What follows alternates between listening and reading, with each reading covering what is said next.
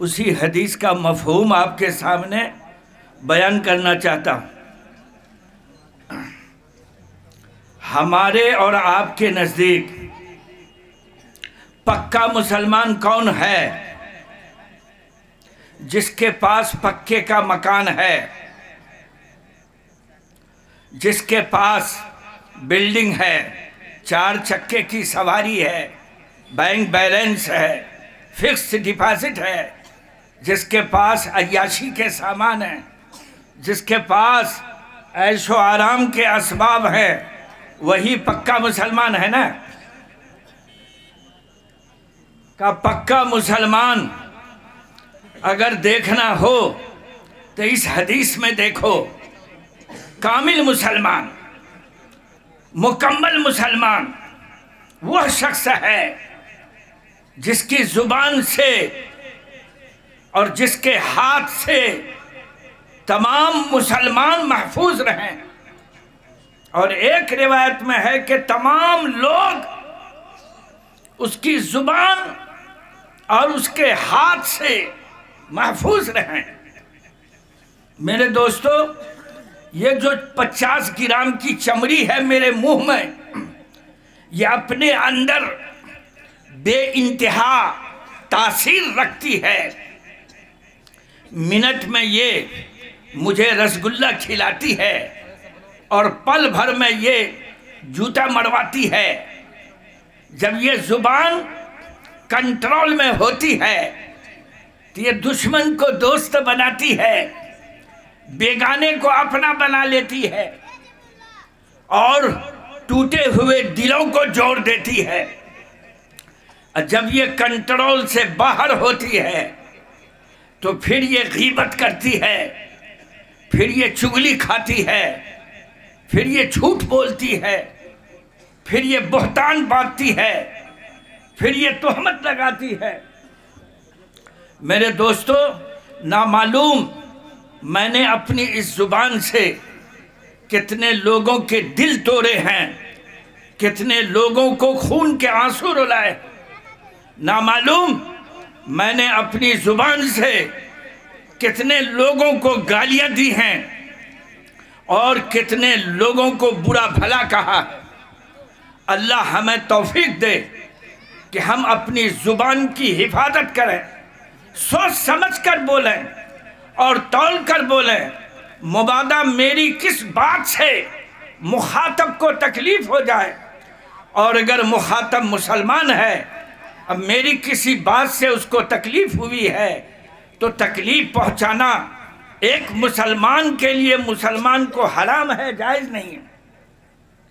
मेरे दोस्तों, सरवरे तो आलम सल्लल्लाहु अलैहि वसल्लम ने इरशाद फरमाया, या युहन्नास अलैका बिल्लिसान, ऐ लोगो अपनी जुबान को कंट्रोल में रखो, गिरफ्त में रखो, सोच समझ कर बोलो। इज़ा अस्बहा इब्नु आदम, जब औलाद आदम सुबह करती है, इन्नल आज़ा कुल्लहा तुकफ्फिरुल लिसान, जिस्म के सारे अज़्व जुबान के आगे गिड़गिड़ाते हैं, फरियाद करते हैं कि ऐ जुबान इत्तक़िल्लाह फीना, हमारे बारे में अल्लाह से डरती रहो। फ़इन इस्तक़मता, ऐ जुबान अगर तू ठीक ठाक रही हम सारे अज़्म ठीक रहेंगे, और अगर तू टेढ़ी हुई तो हम सारे अज़्म टेढ़े चलेंगे। तो मेरे दोस्तों, इस जुबान की हिफाजत बहुत ज़रूरी है। एक खातून है जो मेरी मनकूहा है, 27 बरस से वो मेरी ज़ौजियत में है, उससे मुझे 5 औलाद हैं। उन्होंने शबो रोज़ मेरी खिदमत की है, और जब मैंने ज़ुबान पर अपनी गिरफ्त कमज़ोर कर दी, जब हमारी ज़ुबान कंट्रोल से बाहर हुआ, और कंट्रोल से कब बाहर हुआ, जब हमने मैखाने में जाकर महुए की 2 बोतल खरीद कर अपने दोज़ख में डाला, और मैं पीओ ऑफिस का मेंबर बना, नहीं समझे? तो ये जुबान कंट्रोल से बाहर हुई। रात के 11 बजे मैं इस शान से घर में आया हूं कि बेतहाशा गालियां बोल रहा हूं, दरवाजे को पीट रहा हूं और लाठी ढूंढ रहा हूं, और लाठी लेकर मैं लोटा तोड़ रहा हूं और अपनी बीवी से कहता हूं कि हलीमा खाना लाओ। वो दिन भर की थकी मांदी अभी अभी सोई है, गहरी नींद में पड़ी हुई है। इस ऑफिस ने, पीओ ऑफिस के हेड ऑफ डिपार्टमेंट, पूरी शान से कहा है कि हलीमा खाना लाओ। उठने में हुक्म की तामील में थोड़ी सी ताखीर हुई। उसने AK-47 निकाली और तीनों गोलियां दाग दी, नहीं समझे? तीनों तलाक दे दी। और वो घर जो जन्नत नज़ीर बना हुआ था और वो घर जो आबाद था, देखते देखते उजड़ गया। माँ की ममता छिन गई, बच्चे बिलबिला उठे और वो खातून खाना जो घर की जीनत बनी हुई थी सड़क छाप बन गई। सुबह सवेरे वो पीओ ऑफिस का मेंबर मुफ्ती के पास आया। कहाँ आया? महल्ले वालों ने उसका समाजी बायकाट कर दिया। बोला कि पहले मुफ्ती से फतवा लेकर आओ, अगर मुफ्ती फतवे में लिख देगा कि तुम अपनी बीवी के साथ रह सकते हो तो हम लोग तुमको अपने समाज में रखेंगे, और अगर उसने इसका उल्टा फतवा दिया कि तुम्हारी बीवी पर तलाक हो गई है, बीवी से अलग रहो, हैं, तो तुमको बीवी से अलग रहना ही होगा। वो जनाब आए दारुल इफ्ता में, मुफ्ती साहब 10-5 आदमियों की झुरमुट में बैठे हुए, उन लोगों के मसाइल सुन रहे हैं, हल कर रहे हैं। ये जनाब चुपके से मुफ्ती साहब को कहते हैं कि हजरत उठिए ना, उठिए ना, प्राइवेट गुफ्तगू है आपसे। यार क्या प्राइवेट गुफ्तगू है, यहाँ भी तो बता सकते हो। बोला कि मौलवी साहब यहाँ बोलने में शर्म आ रही, लाज लग रहा है, मेरे लिए जहमत कीजिए ना, 2-3 मिनट के लिए उठिए।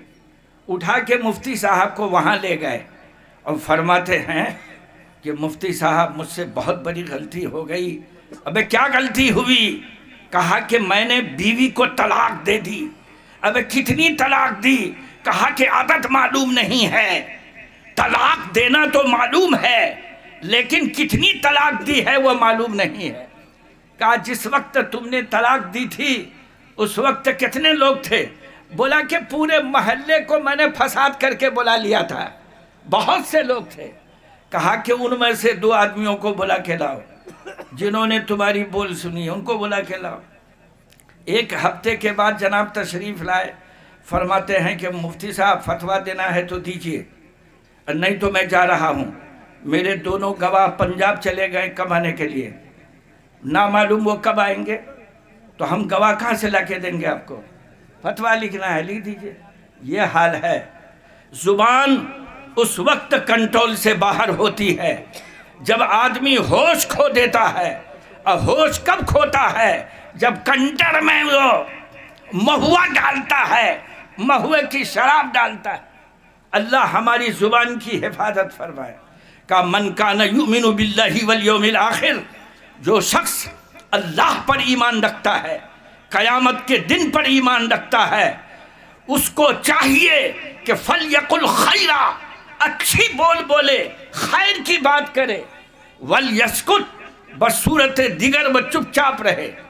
मेरे दोस्तों, वो कौन सा गांव है जहां फालतू चौक नहीं है? फालतू चौक में कौन लोग जाते हैं? काम के लोग या फालतू लोग जाते हैं? बोलिए ना, बेकार किस्म के लोग वहां चले जाए। समझ गए? चाय मंगवा ली है, चुस्की ले रहे हैं, फरमा रहे वो चोर है, वो लुच्चा है, वो लफंगा है, वो पॉकेट मार है, दिवत कर रहे। और वो खुद चोर है, दूसरे को चोर कहने वाला खुद चोर, और दूसरे को दगाबाज कहने वाला खुद दगाबाज है। गैर की आंखों का तिनका तुझको आता है नजर, देख है गाफिल जरा शहतीर अपनी आंख की, अपनी आंख में घास घुसी हुई है, निकालने की परवाह नहीं है और ज़ैद से कह रहा है आओ तुम्हारी आंख की घास निकालता हूं। बेवकूफ़ है ऐसा इंसान। तो मेरे दोस्तों, इस जुबान की हिफाजत बहुत ज़रूरी है। सरवरे दो आलम सल्लल्लाहु अलैहि वसल्लम ने इरशाद फरमाया कि जिसने अपने आज़ा में से दो अज़्व की हिफाजत की, जिसने अपने आज़ा में से दो अज़्व की हिफाजत की, मैं उसको जन्नत की ज़मानत देता हूँ। जन्नत की ज़मानत कौन दे रहे हैं? आप सल्लल्लाहु अलैहि वसल्लम। हाँ, पहला अज़्व है, पहला अज़्व है मेरी ज़ुबान, और दूसरा अज़्व है मेरी शर्मगाह और ज़ुबान की। जिसने हिफाजत कर ली वो जन्नत में जाएगा। अल्लाह हमें तौफीक दे कि हम अपनी ज़ुबान की और शर्मगाह की हिफाजत करें। अल्लाह ताला इन बातों पर हमें अमल करने की तौफीक अता।